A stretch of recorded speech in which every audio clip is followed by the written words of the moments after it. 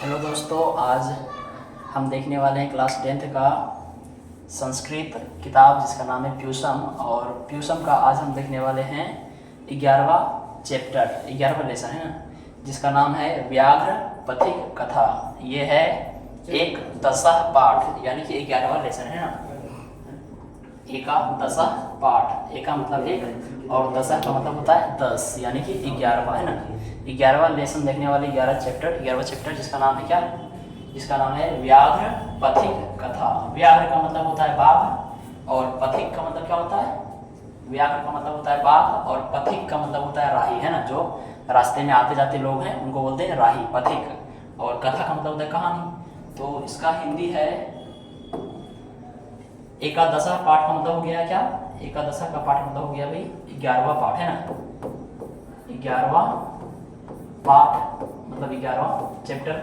और नाम क्या है, व्याघ्र पथिक, व्याघ्र पथिक कथा। व्याघ्र का मतलब होता है बाघ, व्याघ्र का मतलब बाघ और पथिक का मतलब होता है राही है ना। बाघ और राही। राही किसको बोलते पता है ना, जो रास्ते में आते जाते लोग हैं उनको बोलते हैं राही। बाघ और राही की कहानी, बाघ और राही की कहानी हम लोग देखने वाले। ये बहुत ही मजेदार कहानी है। इसमें हम लोग देखेंगे एक बूढ़ा बाघ रहता है और एक राही, एक व्यक्ति जो कि आपको दिखता हुआ चित्र में है ना। ये राही है, पथिक जिसको बोला गया संस्कृत में। इन दोनों की कहानी है। ये जो बाघ हैं ये बूढ़े और इनके नाखून, मुंह का दांत सब झड़ जाता है भाई, बूढ़े बाघ है। और ये जो राही है गुजरता है जब रास्ते से तो देखता है ये राही एक बाघ को, और ये बाघ जो है थोड़ा सा चतुर बाघ होता है, होशियार है ना। तो ये बाघ जो है अपने हाथ में कुश का मतलब हो गया भाई वो सोने का कंगन जो है ले करके, और रास्ते के किनारे जो है, रास्ते के किनारे एक तालाब पड़ता है और उसी तालाब के किनारे ये बूढ़ा बाघ है जिसके नाखून और जो दांत है मुंह के वो झड़ चुके हैं, बूढ़े बाघ हैं। और ये बाघ जो है वो एक तालाब के किनारे, या कह सकते हैं भाई तालाब के किनारे जो है वो हाथ में सोने के कंगन को लेकर रहते हैं, बैठे रहते हैं। और एक राही जो है उसी रास्ते से एक जाता हुआ इनको दिख जाता है।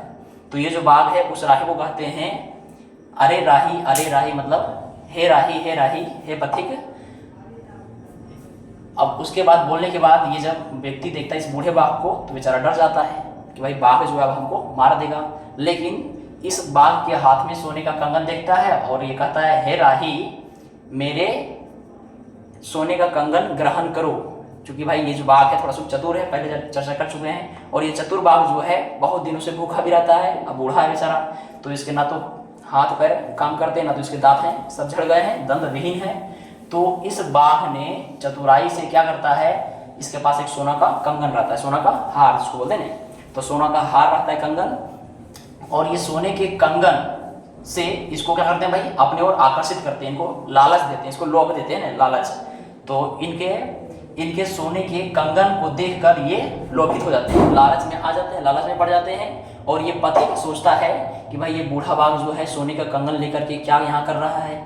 तो ये जब बाघ बोलता है कि हे पथिक, ये सोने का कंगन लो, ग्रहण करो, तो ये जो पथिक हैं, राही जो हैं, ये सोचते हैं कि भाई तुम तो हिंसक जानवर हो, तुम पर कैसे भला विश्वास किया जाए। चाहे से पता है बाघ पर विश्वास करना थोड़ा सा क्या है, थोड़ा सा अविश्वसनीय बात है। तो ये पुरानी कहानी है जिसमें से क्या कहता है, जिसमें से बाघ जो है पथिक को सोने का कंगन, ये क्या है, ये सोने का कंगन इसके हाथ में ना, ये सोने का कंगन है। तो ये सोने का कंगन देख करके ये सोने का कंगन जो है इसको कहता है भाई लो पहनो। तो ये जो पथिक है वो कहते हैं कि भाई कहाँ है तुम्हारा सोना का कंगन। तो ये हाथ फैलाकर दिखाता है और कहता है तुम जैसे हिंसक जीव पर भला कैसे विश्वास किया जाए। तो होता क्या है कि इसमें ये जो पथिक है वो सोचता है कि भाई पक्का ये हमको जो है अपने जाल में फंसाने के लिए कोई साजिश रच रहा है ना। लेकिन फिर देखिए ये जो बूढ़ा बाघ है ये अपना होशियारी, अपना चतुराई दिखाता है और कहता है कि ये जो सोने का कंगन है ये हम दान कर रहे हैं, दान करते आए हैं बहुत दिनों से। तो कहता भाई ऐसा क्या बात है। जब ये पथिक बोलता है कि क्या सही बात है कि नहीं है, तो ये बाघ बोलते हैं कि जब हम युवा अवस्था में थे, जब ये बाघ भाई जो था यंगेस्ट था, तो उस समय बाघ जो है बहुत से गायों को और मानवों को मार दिया था, मार के खाया करता था, जिसके कारण इस बाघ के बच्चे, इस बाघ के बेटे और इसकी पत्नी की मृत्यु हो जाती है। तो जब से इसके पत्नी और बेटे की मृत्यु हो जाती है, तब ये बाघ सोचता है कि भाई मेरा तो इस परिवार में कोई नहीं है, हम तो भाई क्या हुए, वंश विहीन हो गए हैं, और मेरे हाथ पैर भी नहीं है, नाखून भी कट गए, मतलब हाथ पैर ठीक से काम नहीं कर रहे हैं, दांत भी बिल्कुल नहीं है, दंत विहीन हो गए हैं। तो ऐसी अवस्था में ये बाघ जो है चालाकी से कहता है कि भाई एक महात्मा व्यक्ति आए थे, एक महान पुरुष, जिन्होंने हमें उपदेश दिए हैं कि भाई तुम्हारा कल्याण तभी होगा। इस बाघ को भाई कह रहा है कि तुम्हारा कल्याण तभी होगा जब तुम जो है बहुत से गरीब असहाय व्यक्ति को क्या करोगे, दान करोगे और धार्मिक काम करोगे इन्हें, तभी इस बाघ का कल्याण होगा। ऐसा इन्होंने बोलते हैं, ये बाघ बोलते हैं। तो कहता है कि भाई जब पथिक सुनता है ये राही, तो कहता है सही में हो सकता है, भाई विश्वास कर लेता थोड़ा बहुत, क्योंकि पहली बात तो इसके हाथ में सोने का कंगन है, इसको देख कर ये लोभित हो जाता है। और दूसरी बात कहता है कि भाई हम जो है, ये जो बाघ है, कहता है कि भाई हम जो है ये ग्रंथ पढ़े हैं, धर्मशास्त्र पढ़े हैं, वैदिक शास्त्र पढ़े हैं, और उसके बारे में कुछ ये बताता है। ये बहुत पुरानी कहानी है ना, जिसमें बाघ सब बोलते थे। तो कह रहा है इन सभी बातों को लेकर के ये जो व्यक्ति है बेचारा, ये इसके जाल में फंस जाता है।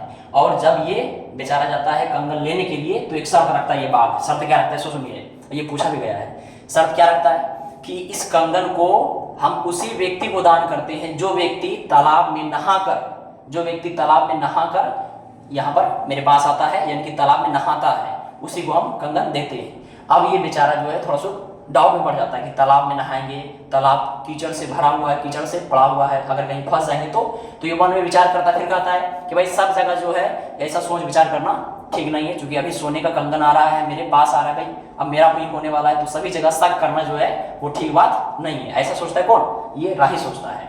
और बाघ जो है इसको अपने किसी भी तरह अपने जाल में फंसा लेता है, इन सभी बातों को भाई बोल कर बहला करके।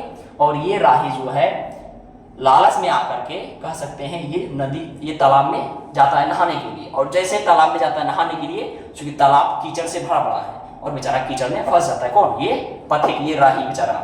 और जब फंस जाते हैं तालाब में, तो ये बाघ कहता है अरे रे पथिक, तुम तो भाई तालाब में कीचड़ में फंस गए, तालाब के कीचड़ में फंस गए हो, आओ हम तुम्हें बाहर निकालते हैं, ये बाघ बोलता है।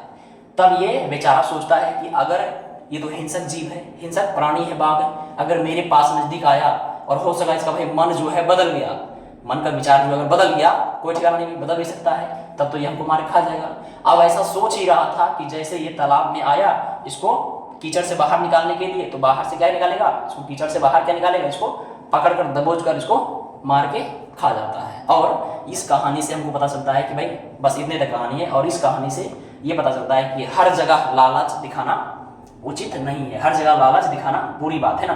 तो कह रहा भी लालच करनी बुरी बात है। ये क्या है, ये पशु है और ये मानव है। तो कह रहा इस प्रकार पशु और पक्षियों के इस तरह के कहानियों से हम मानवों को कुछ सीख मिलती है। जाहिर सी बात भाई सीख मिलती है। अब इस कहानी से क्या मिलती है कि लालच जो है वो बुरी बला है, एक भाई बहुत खराब, भाई बला मतलब परेशानी है ना, एक बहुत खराब परेशानी है। इससे यही हम लोग को सीख मिलती है। तो इस कहानी में बस यही सभी चीज़ों का जिक्र किया गया है। हम जो है एक एक करके आपको लाइन का भाई अर्थ समझाते जाते हैं। कह रहा भाई अयम पाठ, यह पाठ नारायण पंडित रचितस्य हितोपदेशे नामकस्य नीति कथा ग्रंथस्य मित्रलाभ नामकम खंडात संकलित मतलब भाई लिया गया ना, ये जमा है। कह रहा है अयम पाठ, यह पाठ नारायण पंडित के द्वारा रचा गया हितोपदेश नामक, हितोपदेश एक ग्रंथ है ना, हितोपदेश क्या है देखिए, तो आगे हम लोग पढ़ेंगे। हितोपदेश नामक नीति कथा ग्रंथ से, नीति कथा ग्रंथ के कौन सा खंड से भाई देखिए, तो मित्र लाभ नामक खंडात, मित्र लाभ नामक खंडात, खंड से संकलित है, खंड से लिया गया है। तो पहला ऑब्जेक्टिव सवाल आपका बनता है कि यह जो चैप्टर है, कहानी जो है, नाम क्या है, व्याघ्रपथिक कथा, किस ग्रंथ से लिया गया है, और ये ऑब्जेक्टिव में पूछा गया है। तो आपको बोलना है, सवाल है भाई व्याघ्रपथिक कथा किस ग्रंथ से लिया गया है, तो आपको बोलना है हितोपदेश नीति कथा ग्रंथ से लिया गया है। संकलित दिया गया। फिर कह रहा है हितोपदेशे बाल का नाम मनोरंजनाय, बाल का नाम मनोरंजनाय, नीति शिक्षणाय च नाना कथा पशु पक्षी संबधा श्रावितः। कह रहा है क्या कि हितोपदेश में बाल का नाम यानी बालकों के लिए, बालकों मतलब बच्चों के लिए, हितोपदेश में बच्चों के लिए मनोरंजनाय, बच्चों के मनोरंजन के लिए है ना, बालकों के यानी बच्चों के मनोरंजन के लिए, चौक मतलब होता है और चौक स्मरण करना यहाँ, और नीति शिक्षा के लिए, नीति शिक्षा के लिए नाना कथा, नाना मतलब होता है अनेक प्रकार के ना, अनेक तरह के, नाना कथा यानी अनेक कहानी, पशु पक्षी संबधा का मतलब होता है पशु पक्षियों से संबंधित, पशु पक्षियों से जुड़े हुए ना, श्राविता मतलब सुनाए गए हैं। तो कह रहा भाई किस कहानी में, किस ग्रंथ में बालकों के मनोरंजन के लिए और नीति शिक्षा से जुड़े हुए, नीति शिक्षा के लिए अनेक कहानी पशु पक्षियों से संबंधित सुनाए गए हैं, तो वो ग्रंथ का नाम है हितोपदेश है ना। और उसी ग्रंथ से लिया गया एक कहानी जिसका नाम है व्याघ्रपथिक कथा। फिर देखिए आगे क्या कह रहा है, इस कहानी को बिल्कुल आपको है ना लाइन बाय लाइन याद रखना है, बहुत सवाल इससे पूछता है। फिर कह रहा है देखिए अगला पैराग्राफ, संबंध सुनाए गए हैं, पशु पक्षियों से संबंधित है और ये सुनाए गए कहानी का है प्रस्तुत कथायाम लोभस्य। आ गया भाई लोभ है ना, जिसके हम लोग चर्चा कर रहे थे, जिक्र कर रहे थे। फिर अगला देखिए तो कह रहा भाई प्रस्तुत कथायाम लोभस्य दुष्परिणामः प्रकटितः। कह रहा है प्रस्तुत कथा में लोभस्य मतलब लोभ के है ना, ये अधस्वय का मतलब क्या होता है भाई, जिस शब्द के अंदर में रहेगा अधस्वय समझ जाइएगा भाई, उसका हिंदी अर्थ 3 हो सकते हैं। कौन कौन, का, के अथवा की है ना, सेंटेंस के अनुसार हम लोग इसका इस्तेमाल करते हैं, का, के अथवा की। कह रहा है प्रस्तुत कथा में लोभ के दुष्परिणाम, उसके भाई खराब रिजल्ट, दुष्परिणाम को प्रकट किया गया है। तो कह रहा भाई प्रस्तुत कथा में लोभ के दुष्परिणाम को प्रकट किया गया है। फिर कह रहा है पशु पक्षी कथा नाम मूल्यम मानवा नाम शिक्षार्थम प्रभुतम भवति। कह रहा है क्या, देखिए तो पशु पक्षी कथा नाम मूल्यम मानवा नाम शिक्षार्थम प्रभुतम भवति। कह रहा है पशु और पक्षियों की कहानी का मूल्य, कहानी का मूल्य, मूल्य मतलब भाई इसका महत्व, वास्तविकता है ना, इसका महत्व कह सकते हैं, महत्व। कह रहा है पशु पक्षियों के कहानियों का महत्व जो है वो किसके लिए, शिक्षा के लिए भाई बहुत जरूरी है। तो वो कह रहा है मानवों को शिक्षा के, वास्तविक में भाई अगर हकीकत की बात करें तो पशु पक्षियों की जो कहानी का महत्व है वो मानवों की शिक्षा के लिए बहुत अधिक होता है। तो सवाल है कि भाई ये पशु पक्षियों की जो कहानी है वो किसके लिए शिक्षा के उद्देश्य से बहुत अधिक महत्व के होते हैं। तो बोलेंगे सबसे अधिक महत्व के होते भाई किसके लिए, वो मानव के लिए। क्योंकि हम लोग पशु पक्षियों की कहानी पढ़ते हैं तो उन कहानियों के महत्व का पता चलता है, मानव को उससे सीख मिलती है। तो कह रहा भाई पशु पक्षियों की जो कहानी का जो महत्व है वो मानवों के लिए बहुत बड़ी होती है शिक्षा के दृष्टि से ना, यानी कि सीखने की दृष्टि से पशु पक्षियों की कहानी बहुत मायने रखता है। फिर कह रहा है क्या, देखिए तो कश्चित वृद्ध, हो गया नहीं, कह रहा भाई बहुत अधिक होता है मानव के लिए उसका महत्व भवती। फिर कह रहा है इति एतादृश्य भी कथा भी ज्ञायेत। कह रहा है इति मतलब यह जो है, यह या यह ऐसी ही, इति दृश्य भी ऐसी ही कहानियों से ज्ञात होता है, पता चलता है। जैसा कि इस कहानी में जिक्र किया गया है, ऐसी ही कहानियों से मानव के लिए पशु पक्षियों की कहानी जो है बहुत ही महत्व के होते हैं, पता चलता है। कैसे, इन्हीं कहानियों से, ऐसी ही कहानियों से ना। फिर कह रहा है देखिए, फिर कह रहा है कश्चित वृद्ध व्याघ्र अस्नातः कुशहस्तः सरस्तीरे ब्रूते। कह रहा भाई कश्चित मतलब कोई है ना, कश्चित मतलब क्या होता है, कश्चित मतलब होता है कोई, कश्चित मतलब कोई वृद्ध व्याघ्र, वृद्ध मतलब बूढ़ा और व्याघ्र मतलब बाघ, कोई बूढ़ा बाघ स्नाता मतलब नहाकर कुश हस्ता यानी कुश को हाथ में लेकर, कुश मतलब वही कंगन जो वो जिक्र कर रहे हैं सोने का कंगन है ना। तो कह रहा है कोई बूढ़ा बाघ नहाकर कुश को हाथ में लेकर सरस तीरे, सरस का मतलब होता है तालाब है ना, तो तालाब के किनारे, तीरे मतलब होता है किनारे, तो तालाब के किनारे बोला, बोलते मतलब बोलता या फिर बोलता है या फिर बोला है ना, कहानी है ना बोला। फिर कह रहा है भौ भौ पंथा, भौ भौ का मतलब होता है अरे, हम लोग कहते हैं अरे अरे हे रे अरे, तो वही है अरे अरे अरे अरे पंथा मतलब राही है ना, अरे राही इदम इदम सुवर्ण कंगनम, इदम सुवर्ण कंगनम गृह गृहताम, कह रहा भाई इदम मतलब यह सोने का कंगन, यह सोने के कंगन को ग्रहण करो, गृहताम ग्रहण करो। अब यहाँ पर बाघ जो है क्या किया भाई, तो बाघ जो बूढ़ा बाघ है वो कुश को हाथ में लेकर तालाब के किनारे बोला, क्या बोला, अरे राही यानी अरे पथिक यह सोने के कंगन को ग्रहण करो। किसने कहा, बूढ़ा बाघ ने कहा है ना। फिर कह रहा है ततो लोभा क्रिस्टेन के चित्या पंथेन नालोचितम भाग्ये नैतस्य संभवती। कह रहा है क्या, कह रहा है कि ततो लोभा क्रिस्टेन, तब लोभ से आकर्षित होकर या लोभ के द्वारा आकर्षित होकर, कौन, वो व्यक्ति है ना, यानी पंथा मतलब राही, कह रहा है तब लोभ से आकर्षित होकर केन चित्त पांथेनो लोचितम, केन चित्त मतलब कोई, चित्त मतलब होता है मन है ना, इसको बोलते हैं आत्मा। कह रहा है कोई मन में, पंथ मतलब वही राही, कोई राही जो है मन में सोचा, कोई राही जो है वो सोचा, तो बोलेंगे किसी राही के द्वारा सोचा गया ना, केन चित्त पांथे ना लोचितम, किसी के मतलब होता है कोई या किसी राही के द्वारा सोचा गया, किसी राही के द्वारा मन में विचार किया गया, आलोचितम है ना, सोचा गया।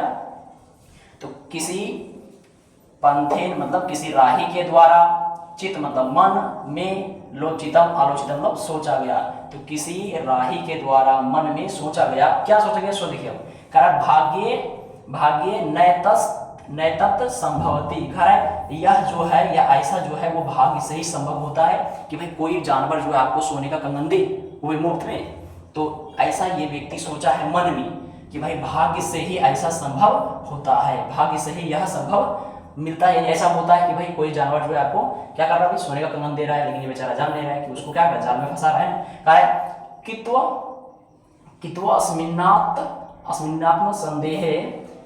अस्मिन्नात्म संदेहे प्रावृत्तर्न विधेयतः, विधेय का मतलब होता है भाई जानना है ना। कह रहा है कित्व अस्मिन्नात्म संदेहे यथा मतलब क्योंकि है ना, यथा मतलब क्या होता है क्योंकि, तो कह रहा है क्या देखिए, तो कह रहा है भाग्य से ही यह मिल पाता है, यह संभव होता है, किंतु अस्मिन्नात्म संदेह, किंतु सभी जगह, या फिर कह रहा है किंतु संदेह करना, क्या संदेह करना भाई, किंतु कहीं भी संदेह करना जो है, संदेह करने की प्रवृत्ति, प्रवृत्तर्न यानी सभी जगह संदेह करना जो है वो क्या है, वो ठीक नहीं है, विधेयतः ठीक नहीं है, क्योंकि कह रहा है क्या कि किंतु अस्मिन्नात्म संदेह है, किंतु सभी जगह आत्म संदेह, अस्मिन्नात्म यहाँ पर भाई बहुत से शब्दों का छुपा हुआ है ना अर्थ, किंतु मतलब किंतु अस्मिन्नात्म संदेह है, किंतु आत्म संदेह करना ठीक नहीं है, किंतु सभी जगह जो है वो अपने ऊपर शक करना, संदेह मतलब शक करना जो है वो अच्छी नहीं है, क्योंकि देखिए क्या है, क्योंकि अनिष्टादिष्ट लाभे अपि, यानी अनिष्ट मतलब होता है अमंगल है ना, अनिष्ट से जो कामकाज करते हैं वो लाभदायक नहीं होता है। करेक्ट, अनिष्टादिष्ट लाभे अपि न गतिर्जायते शुभः। फिर कह रहा है यात्रास्ते विषम सर्गे अमृतम, इसको और पढ़ेंगे ना, ये जो है स्टाइल में 5, ये जिसको ऐसे बोलते हैं, इसको अ पढ़ना है ना, इसको अ पढ़ना है, ओ लंबा ओ। कह रहा है यत्रास्ते विषम सर्गे मृतम तदपि मृत्यु में, कह रहा है कि अनिष्ट जो है, अनिष्ट मतलब होता है सही नहीं, ठीक नहीं, अमंगल जिसको बोलते हैं ना, अशुभ बोलते हैं, अनिष्ट उसी को बोलते हैं ना। तो कह रहा है अशुभ जो है, कह रहा है अशुभ टाइम में, अब अशुभ अवस्था में कोई भी किया गया काम शुभ ठीक नहीं होता है, तो बोलेंगे अमंगल समय में किए गए कार्य जो है वो उचित नहीं होते हैं, अच्छे नहीं होते हैं। ना गतिर जायते शुभा, वो ठीक नहीं होते हैं। तो बोलेंगे अनिष्ट समय में या अनिष्ट अवस्था में किए गए काम क्या होते हैं, वो उचित नहीं होते हैं। शुभा मतलब होता है भाई अच्छा, तो अच्छा नहीं होता है। किस अवस्था में किया गया काम, तो अनिष्ट अवस्था में, अमंगल के घड़ी में, अमंगल के समय में। फिर कह रहा यत्रास्ते विषम सर्गो मृतम तदपि मृत्यु में। कह रहा है यत्रास्ते, यत्र का मतलब यहाँ ने, यहाँ जो है, यहाँ शुभ यानी कि मंगल नहीं होता है। फिर कह रहा है यहाँ जो है वो करा भी, यहाँ करा भी शुभ, वहीं हम लोग को लाभ कहाँ मिलता है, लाभ वहाँ मिलता है जहाँ पर परिस्थितियाँ अनुकूल होती है। हम लोग को लाभ कहाँ मिलता है, जहाँ पर परिस्थितियाँ अनुकूल होती है। लेकिन हम लोग को लाभ कहाँ नहीं मिलता है, जहाँ पर हमारा समय, हमारा वक्त, जहाँ पर भाई ठीक नहीं रहता, जहाँ पर हम जानते हैं कि यहाँ कुछ गड़बड़ होने वाला है, यहाँ जो है थोड़ा सा भाई अनहोनी होने वाला है, तो वहाँ पर हमें लाभ नहीं मिलता है। तो कह रहा है कि भाई ये लाइनें कह रहा है कि अनिष्ट जो है वो, अनिष्ट मतलब अशुभ, अमंगल, तो अमंगल की घड़ी में, अमंगल के समय में कोई भी काम करना ठीक नहीं होता है। जैसे बात हुई कि भाई अशुभ टाइम चल रहा है, कोई भी काम नहीं कीजिए, वो ठीक नहीं होता है, वो शुभ नहीं होता है। कह रहा भाई नौ गतिर जायते शुभ, वो शुभ नहीं होता, वो अच्छा नहीं होता है। फिर कह रहा यत्रास्ते, तो कह रहा यहाँ जो है कहाँ शुभ होता है, तो भाई जब अमंगल है, समय अमंगल है, अनिष्ट समय है, तो वो शुभ नहीं है, वहां पर काम करना या उस समय काम करना ठीक नहीं। तो कब काम करना ठीक है, तो वहां पर काम करना ठीक है, उस समय काम करना ठीक है जब परिस्थितियां कैसी हो, हमारे अनुकूल हो, यानी कि अमंगल नहीं, ठीक हो, यानी मंगल हो, शुभ हो, यानी अशुभ नहीं हो, शुभ हो, तब वहां पर काम करना क्या होता है, अच्छा होता है। यही बोला गया यत्रास्ते। फिर कह रहा है विषम सर्गे अमृतम तदपि मृत्यु में, तदपि मृत्यु में। कह रहा है विषम सर्गे अमृतम, यानी कि अमृत में अगर विष मिला दिया जाए, विषम सर्गे अमृतम यानी कि अमृत में जहर मिला दिया। हम लोग जानते हैं भाई अमृत पीने से व्यक्ति अमर हो जाता है, लेकिन अमृत तब भी घातक होता है। कब घातक होता है, जब उस अमृत में जहर मिला दिया है, तो वही अमृत जो कि भाई व्यक्तियों को जिंदा करने वाला होता है, अमर करने वाला होता है, वो भी विषम परिस्थिति में जब उसमें जहर मिला देते हैं तो अमर नहीं, बल्कि वो मृत्यु मतलब होता है मृत यवेक नहीं, मृत्येव, तो वो भी क्या करता है भाई, मृत्यु की प्राप्ति करा देता है। तो ये कैसी घड़ी है, ये अशुभ घड़ी है। क्यों, वो अमृत में क्या, वो अमृत नहीं, वो अमृत में जहर मिला दिया गया है। तो कह रहा भाई शुभ समय में कोई भी काम किया गया अशुभ होता है, शुभ वही काम होता है जहां पर परिस्थितियां हमारे अनुकूल होती है। अमृत भी मृत्यु का कारण बनती है, कब, जब उस अमृत में जहर मिला देते हैं तब। चलिए बहुत अच्छा, यहाँ तक समझ आ गया। अब देखते हैं लोग आगे देखिए दूसरा पैराग्राफ में क्या कर रहा है। दूसरा पैराग्राफ है किंतु सर्वत्र जने प्रवृत्तः संदेह एव। कह रहा है किंतु मतलब किंतु लेकिन, सर्वत्रार्थ यानी कह रहा है सभी जगह, सर्वत्र क्या होता है, सभी जगह है ना, सभी जगह, अर्थात जने, सर्वत्रार्थात जने प्रवृत्ति संदेह एव, सभी जगह, अर्थ मतलब होता है धन, है ना, यहाँ पर अर्थ मतलब धन दौलत, सभी जगह धन की प्राप्ति, प्रवृत्ति का मतलब होता है, प्रवृत्ता का मतलब होता है भाई पाना, है ना, प्राप्त करना। तो सभी जगह धन को पाने का इच्छा करना क्या है, वो इच्छा करना वो संदेह ही है, शक ही है। जैसे बताइए सभी जगह आप चाहेंगे कि भाई धन ही मिले, तो वो क्या है, वो शक वाली बात है ना। तो सभी जगह धन की प्राप्ति करने की जो आप इच्छा कर रहे हैं वो क्या है, वो उचित नहीं है, वो संदेह लायक ही है ना। किंतु सभी जगह धन प्राप्ति की इच्छा करना सही नहीं है। तन्नी रूपयामी तावत, तब इसलिए, तब जो है मैं सोचता हूँ। कौन कह रहा है, पथिक कह रहा है, तब मैं सोचता हूँ, क्योंकि उनके मन में आ गया था कुछ डाउट, है ना, शक आ गया था, संदेह। कह रहा है प्रकाशम ब्रूते, प्रकाशम का मतलब होता है सुनकर, है ना, प्रकाशम का मतलब क्या होता है, सुनकर। अब ब्रूते का मतलब होता है बोला, ब्रूते का मतलब क्या होता है भाई, बोला, है ना, बोले या बोला। तो कह रहा है सुनकर बोले, वही जो पथिक है ऐसा मन में सोच विचार कर लिया, तब बोला। कुत्र तब कंगनम, अब बात को कह रहा है, कुत्र मतलब कहाँ, तब मतलब तुम्हारा, और कंगनम मतलब वही कंगन, है ना, हार जिसको बोलते हैं। कह रहा है तब तुम्हारा जो कंगन है, हाथ का जो, हाथ में जो कंगन दिख रहा था, तुम्हारा, कहाँ तुम्हारा कंगन है, कुत्र मतलब कहाँ, तब मतलब तुम्हारा, कंगन मतलब कंगन, है ना, कहाँ है तुम्हारा कंगन। सवाल है कि भाई कुत्र तब कंगनम, किसके द्वारा बोला गया? बाघ बोला कि पथिक? तो बोलेंगे भाई पथिक राही बोला है ना। तो पथिक के द्वारा बोला गया कहाँ है तुम्हारा कंगन। फिर कह रहा है व्याघ्रो हस्तम प्रसार्य दर्शयति। कह रहा है व्याघ्रो मतलब बाघ, हस्तम मतलब हाथ को, प्रसार्य मतलब पसार कर, बोलते हैं फैला कर। तो कह रहा है बाघ हाथ को फैलाकर दर्शयति मतलब दिखाता है ना। लोग पढ़े ना तीता अंति, तो ये दर्शयति यानी दिखाता है। कह रहा है पंथो आवदत, इसको अ पढ़ते हैं ना, पंथो आवदत। तो कह रहा है राही के द्वारा बोला गया, आवदत मतलब बोला। कथम मारात्मके त्वयि विश्वासः, अभी जिसका चर्चा कर रहे थे वही आ गया है। कथम मतलब कैसे, मारात्मके मतलब हिंसक जानवर, जो भाई जीवों को मारते हैं ना, उसको बोलते हैं मारात्मके हिंसक जीव। कैसे हिंसक जीव के ऊपर जो है भाई विश्वास किया जाए। त्वयि मतलब तुम है ना। तो कह रहा है तुम जैसे हिंसक जीवों पर कैसे विश्वास किया जाए, विश्वास कैसे विश्वास किया जाए। तो कह रहा है व्याघ्र उचाव, व्याघ्र मतलब बाघ, उचाव मतलब बोला। तो बाघ बोला श्रोणु, श्रोणु मतलब सुनो है ना, श्रोणु रे पंथा, सुनो रे राही, पंथा मतलब राही जो रास्ते में आते जाते हैं ना उसको बोलते हैं राही। कह रहा है सुनो रे राही यानी हे पथिक सुनो, प्रागेव, प्रागेव मतलब पहले, पहले की चर्चा कर रहा है।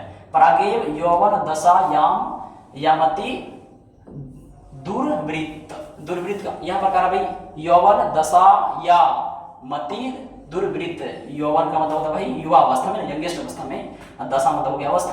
तो युवा अवस्था में अति दुर्वृत्त, अति दुर्वृत्त मतलब होता है अत्या मतलब बहुत ज्यादा दुराचार, अति दुराचार है ना। तो कह रहा है यौवन अवस्था में अति क्या है, यौवन दशायाम, दशायाम अति दुर्वृत्त यानी युवा अवस्था में मैं अति दुराचारी आशंक मतलब था है ना, आशंक मतलब भी था होता है और आशंक मतलब भी था होता है। कर युवा अवस्था में मैं अति दुराचार था। कौन था? बाघ। जब वो युवा अवस्था में था तो वो बहुत से गायों को, मनुष्यों को, जीवों जानवरों को मार के खा जाता था है ना। फिर कह रहा है देखिए, कह रहा है अनेक अनेक गौ मानुषाना हो गया है, अनेक गायों और मानवों को, मनुष्यों को है ना, अनेक अनेक गौ मानुषानाम वधान में मतलब उसको मारा है ना, मारा। पुत्रा पुत्रा मृता दाराश्च, कह रहा है अनेक गायों और मनुष्यों को मारा। इस किसने मारा? ये बाघ ने मारा है ना। कब? युवा अवस्था में। कह रहा है अनेके, अनेकों मतलब बहुत से, गौ मतलब गाय, मनुष्यना मतलब मनुष्यों को, अनेक गायों और मनुष्यों को क्या किया भाई इसने? मारा, मारा। पुत्रा मृता दाराश्चो, कह रहा है अनेक गायों और मनुष्यों को मेरे द्वारा मारा गया, यानी कि उसने मारा। फिर कह रहा है और कह रहा है पुत्र, पुत्र मतलब उसका बेटा, पुत्र मृता, मृता मतलब मर गया। दारा मतलब होता है पत्नी है ना। दारा का मतलब क्या होता है भाई? दारा का मतलब होता है पत्नी, और इसी को हम लोग संस्कृत में बोलते हैं भारिया है ना। तो कह रहा है अनेक गायों और मनुष्यों को मैंने मारा।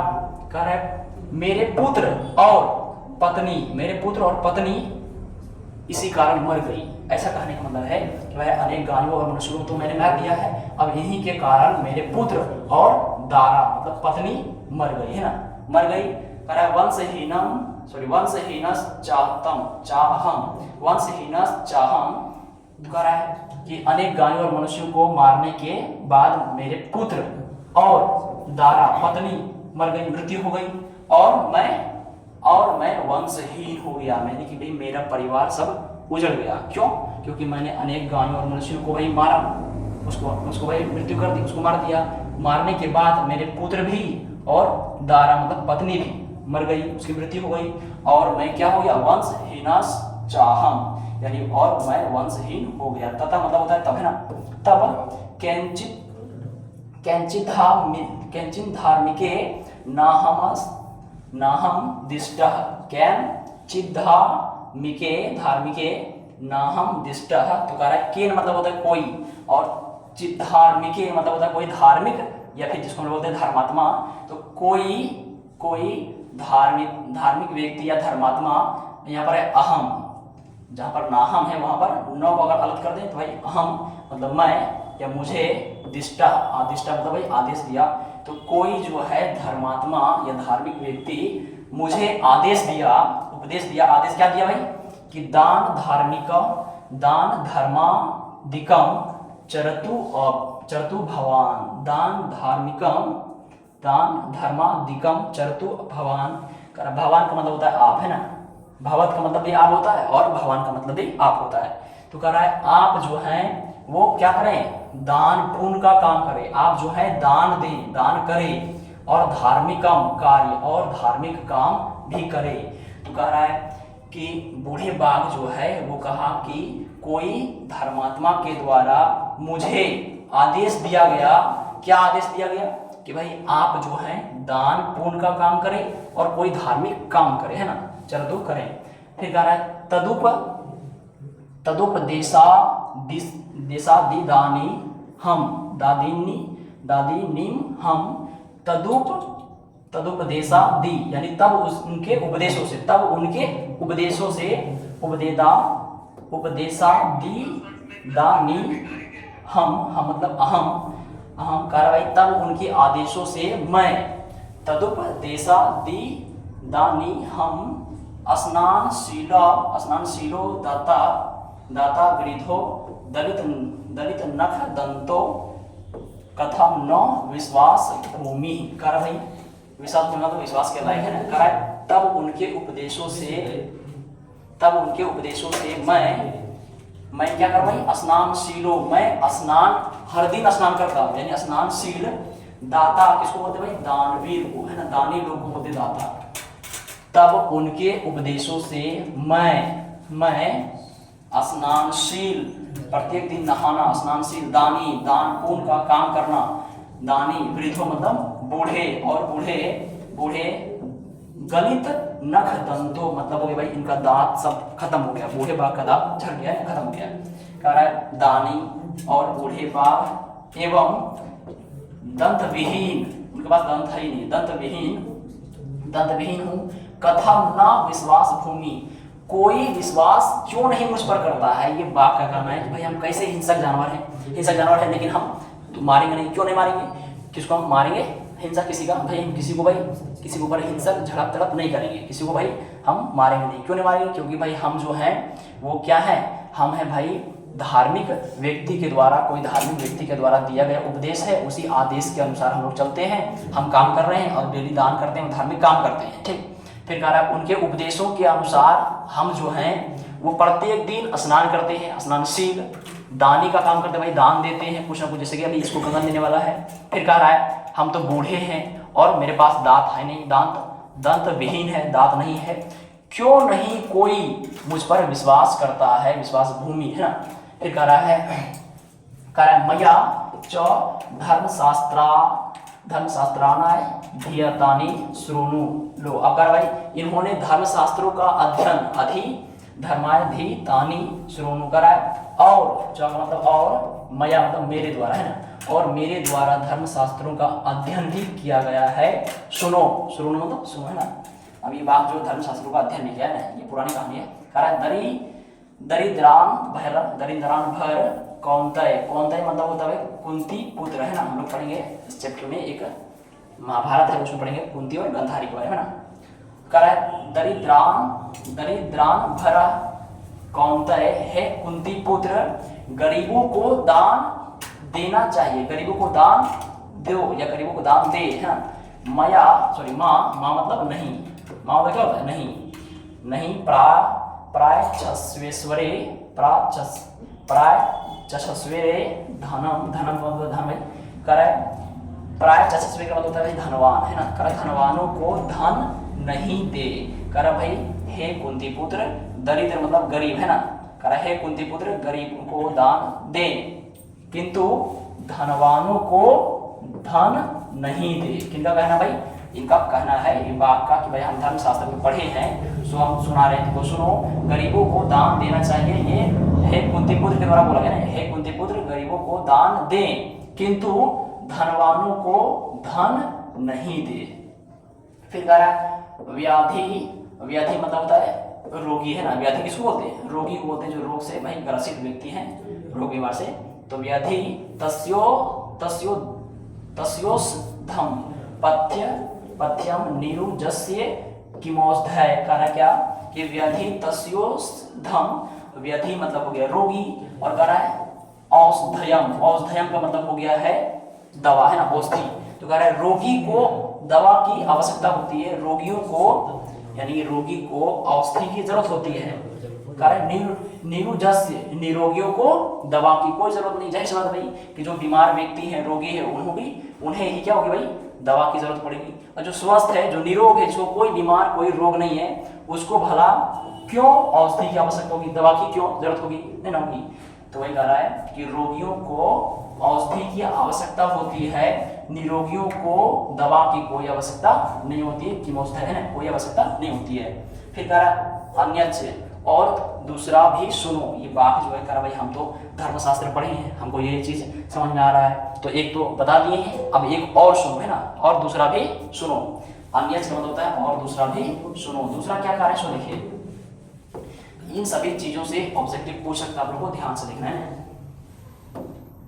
फिर करना है दातव्य मिति, दातव्य मिति या दानम, ये दानम मतलब ये दातव्य मिति मतलब दान देना चाहिए, या दानम भाई दान किसको दे, तो कह रहा है दियते अनुपकारिणे, कह रहा भाई दान उसको दे जिनसे उपकार नहीं करवाना है। कहने का मतलब है कि भाई कि दान देना चाहिए, दान तो देना चाहिए, ठीक बात है, लेकिन दान किसको दे, जो सकुशल आदमी है, जिसका हाथ पैर ठीक है, उसको भी दान दे, नहीं वैसे व्यक्ति को दान नहीं दें। किसको दान दे, जो भाई असहाय लोग हैं, जो खाने कमाने में चलने बुलने में बिल्कुल भाई परेशान है, उनको दान दे।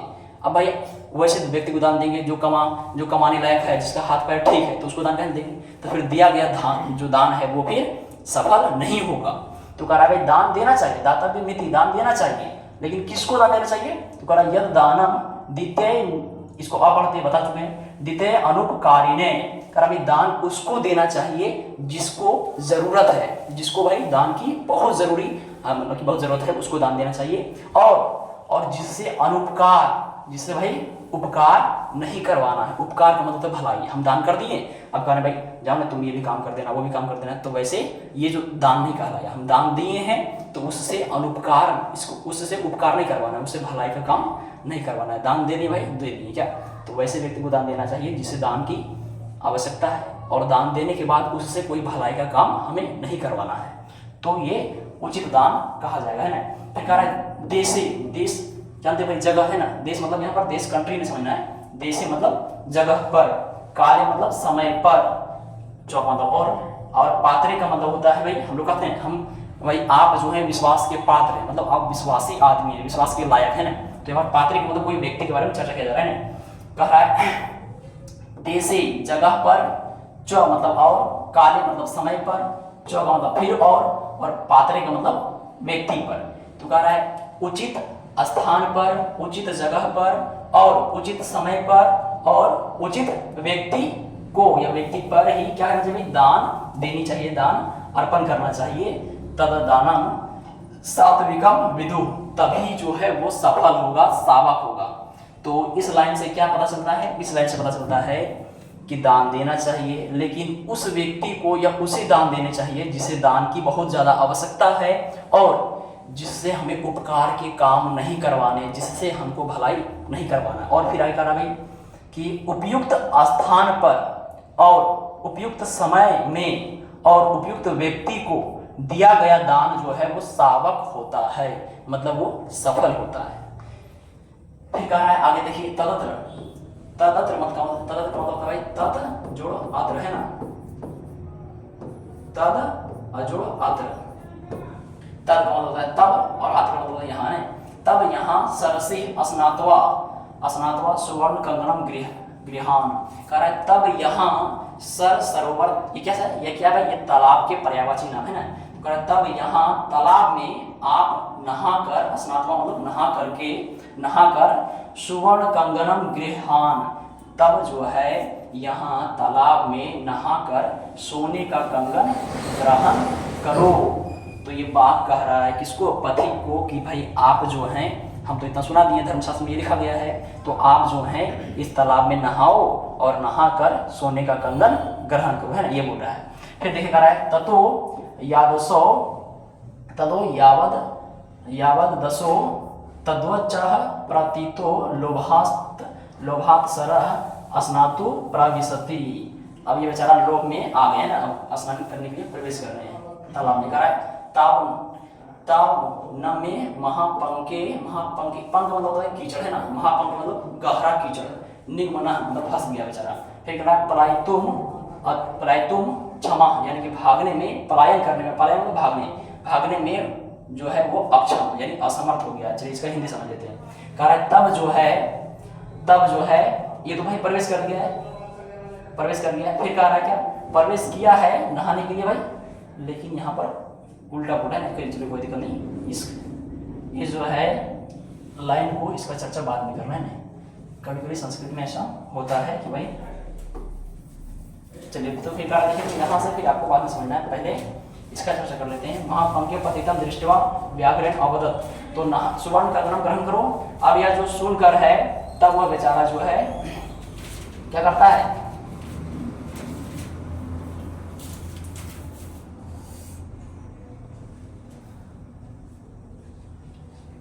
तो कह रहा है तब जो है वह यादवसो मतलब उसके द्वारा बोले गए जो बात है, उनके द्वारा प्रतीत होता है, मतलब कि उनके बाप के द्वारा बोले गए जो बात है उनसे लोभित होकर के, लोभात सरह मतलब उसे लालच में आकर के स्नातुम नहाने के लिए प्रवेशति मतलब प्रवेश करता है, प्रवेशति मतलब प्रवेश करता है। तब न में महापंके, तब वहां जो है महापंके गहरे कीचड़ में, पंके मतलब कीचड़, गहरी कीचड़ में निगमना मतलब बेचारा फंस जाता है। और पलायतुम और भागने में अक्षमा मतलब असमर्थ रह जाता है। फिर कह रहा है पंकी पतितम दृष्टवा व्याघ्रो अवदत्, पंकी मतलब कीचड़ में, पतितम मतलब भाई गिरा हुआ या फंसा हुआ है ना, कह रहा है कीचड़ में गिरे हुए, कीचड़ में फंसे हुए देखकर, फंसा हुआ देखकर, दृश्य मतलब देखकर, व्याघ्रो अवदत् बाघ बोला। भाई जो पथिक है वो तो बाघ में, सॉरी पथिक जो है वो तो अब तालाब के महाभयंकर कीचड़ में फंस गया है। तब कीचड़ में फंसे देखकर बाघ बोला आहा, आहा मतलब भाई होता है आहा नहीं, आहा मतलब होता है अरे अरे, अरे रे है ना, अरे अरे लोग कहते हैं अरे रे, तो भाई ये अरे रे महापंके पतित्वय सो, महापंके मतलब महा कीचड़ में, भयानक कीचड़ में, गहरे कीचड़ में फंस गए हो तुम। ये किसके द्वारा बोला गया है, ये बाघ के द्वारा बोला गया। फिर कह रहा है अतस्त्या सब महामुत्थामपि, करा भाई अतस्याम महमुत्थामपि, करा भाई इस तरह, अतः मतलब होता है इसलिए, या इस तरह भी होता है ना, इसलिए अतः, अत मतलब होता है इसलिए, स्व मात्व महमुत्थामपि, इसलिए जो वो बेचारा अहम का मतलब है ना, इसीलिए वह जो पथिक है वो बेचारा क्या हो गया, फंस गया एक गहरे कीचड़ में। कार्रवाई देखकर बाघ बोला आह महापंके पतितसो, अरे रे महा कीचड़ में यानी भयंकर कीचड़ में फंस गए तुम। यह इसलिए यहाँ पर उसके द्वारा बोला गया मुत्थामपि, उसके द्वारा बोला गया इतु वक्ता सने सने, उसके द्वारा बोला गया, फिर उसके द्वारा सोचा गया इतु वक्ता यानी यह जो है यह बोला गया कि सने सने, सने सने बोलता धीरे धीरे ना, सने सने बोलता धीरे धीरे है ना, उसके द्वारा सोचा गया और बोला गया कि धीरे धीरे सने सने रूप गम में धीरे धीरे उसके पास जाकर, गम में मतलब जाकर है ना, तीन व्याघ्रेन वह या उस बाघ के द्वारा मृतः स उसे मारा गया। तो यहाँ पर बेचारा हो गया, पति का काम खत्म है ना, कह रहा है इस प्रकार ये सोचा गया उसके द्वारा। फिर कह रहा है इतु वक्ता बोला गया, उसके द्वारा बोला गया धीरे धीरे उसके नजदीक जाकर, गम में मतलब जाकर, तेन मतलब उस, व्याघ्रेण मतलब बाघ के द्वारा, धृतः मतलब पकड़ा गया या मारा गया ना, धृतः स उसे या फिर उसको पकड़ लिया है, उसे पकड़ लिया। तो कह रहा भाई धीरे धीरे जो है सने सने धीरे धीरे उसके नजदीक जाकर उस बाघ के द्वारा उस पथिक को पकड़ लिया, धृता मतलब पकड़ लिया है ना। फिर कह रहा है पंथ अचिंतयत, फिर कह रहा है पथिक जो है वो सोचने लगा, चिंता करने लगा, सोच में पड़ गया। क्या सोच में पड़ गया, सो देखिए कह रहा है कि अब से इंद्रिय चिंता नाम हस्ती ना नमनीय क्रिया, करा भाई कि अब सेंद्रिय चिंता नाम, जब जो हमारी इंद्रियां है वो क्या होती है भाई, जब बिल्कुल हमारी इंद्रियां स्थिर नहीं रहती है, हम लोग कहते शांत नहीं रहते हैं, तो जिस जीव की इंद्रियां, जिस जीव के इंद्रियां जो है भाई मतलब हमारे जीव की जो इंद्रियां हैं, इंद्रिया कितने अच्छे होते हैं नहीं, तो हमारी जो जीव की इंद्रियां हैं वो क्या होती है भाई, जब शांति नहीं होती है तब वो क्या होता है भाई, तो वो हाथी के समान बाहर बन जाता है। जैसे बात है, हमारी जब इंद्रियां बिल्कुल शांत नहीं रहेगी तब लगेगा भाई क्या काम करे क्या ना करे पता नहीं चलेगा। तो जब इंद्रियां शांत नहीं रहती है, अपने अनुकूल अवस्था में नहीं रहती है, तो कुछ भी काम हो सकता है, जिसको हम क्या बोलते हैं भाई, बहक जाना है ना, तो उसी बोलते हैं इंद्रियां अपने अवस्था में नहीं होना है। तो इंद्रियां जो है अपनी अनुकूल अवस्था में नहीं रहती है, तो क्या होता है भाई, इंसान जो है अपने होश हवास खो बैठता है। और फिर कह रहा है वह जो है व्यक्ति हस्ती नाना मेव क्रिया, फिर कह रहा है वो जो है काम वो कैसा होता है, अकुशल हो जाता है। जैसे बात भाई, जब इंद्रियां जो है वो वश में नहीं होती है, जब हमारी इंद्रियां वश में नहीं होती है तो कोई भी काम जो है वो क्या होता है, उटपटांग हो जाता है, कह सकते हैं अनर्थ काम हो जाता है। कब, जब इंद्रियां वश में नहीं रहती है तब। फिर कह रहा है दुर्भाग भरनाय प्रायो ज्ञानम भार क्रिया बिना। तो यहाँ तो बोला गया भाई कि जब इंद्रियां हमारी वश में नहीं होती है तो कोई भी काम करना उचित नहीं होता है। कह रहा है जब मेरी इंद्रियां जो है वश में ना हो तब कोई काम करना उचित नहीं होता है, ठीक नहीं होता है। फिर कह रहा है दुर्भाग